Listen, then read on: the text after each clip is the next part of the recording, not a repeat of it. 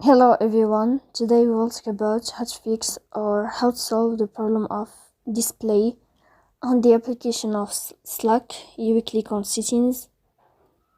In this page you can click on apps, default apps, app settings.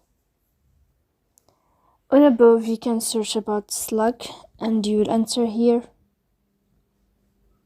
Then you can click on first stop and you can click OK. After that you'll enter to the window of storage. Here you can click on clear cache. Don't click clear data because that can cause the error, so you can delete your account. In the end you can turn on your airplane mode and you can turn off your airplane mode again. So please don't forget to support us by like and subscribe.